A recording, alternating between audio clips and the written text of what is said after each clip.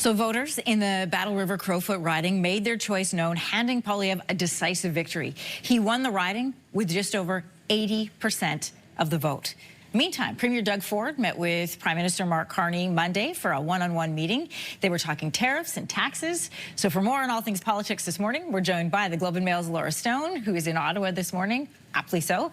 Laura, let's start with Alberta. Poilievre had this to say to his constituents, those that he's just really gotten to know over the summer. This was his victory speech from last night. I am grateful that I will have the chance to be their humble servant, to fight every day and in every way for the people in this region who feed, power, and protect all of Canada. So, Laura, I'm curious, what stood out to you from his speech last night? Good morning, Anne-Marie. Well, I'd say that word humble, humility is probably something that stood out as, of course, Pierre Poilievre was running in this by-election because he lost his own seat that he had held for 20 years in the Ottawa area. And so, you know, he's had to kind of claw his way back. And so whether or not he'll present kind of maybe a more humble, a different tone, a different face when he returns to the House of Commons, that will be what everyone in Ottawa and political watchers will be looking for.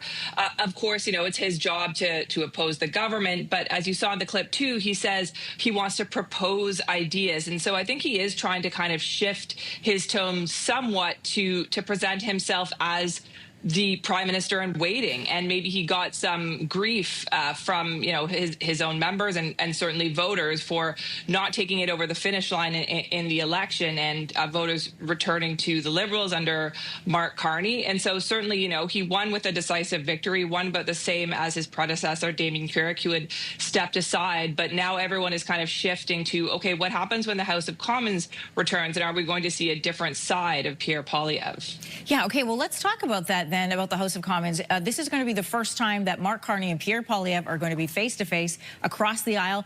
I'm curious, what do you foresee this meaning for Mark Carney? Because he hasn't had, he hasn't had a leader like Pierre Poilievre to face off against. Andrew Scheer has been there, we know, but Pierre Poilievre, we know this is his arena. This is where he likes to fight, and this is where he flexes his muscle. Absolutely. Pierre Poilievre, very experienced in the House of Commons, and you saw him, certainly under Prime Minister Justin Trudeau, really able to needle him and go after him on these cost of living issues, which is what the Conservatives ran their campaign on. I think what we've seen from the limited viewing of Prime Minister Carney is he's, I think, much more low key. He's sort of he's not maybe as flashy as we'd seen Mr. Trudeau be at times in the House of Commons. I think that we'll still see certainly that prosecutorial type of leader in Pierre Poilievre going after Carney. Will he though, Anne-Marie, come up with those nicknames or those taglines that we saw from the Conservatives? I don't think he can call him Carbon Tax Carney anymore because the Liberals canned the consumer carbon tax and the Conservatives took credit for that. But are we going to kind of see maybe those like juvenile games that we see in the House of Commons at times on all sides, or is it going to be more of a serious exchange? And I would think that both our leaders would try to present more of a serious front to the viewing public when they're tuning into the House of Commons in September. One more, I don't know if hurdle is the right word, but one more sort of stepping stone for Pierre Poilievre to get past, and that is this leadership review that's come up in January. Getting just over 80% of the vote in this by-election was a boost that he needed. What do these results signal perhaps about the future of his leadership, and what comes up at that review?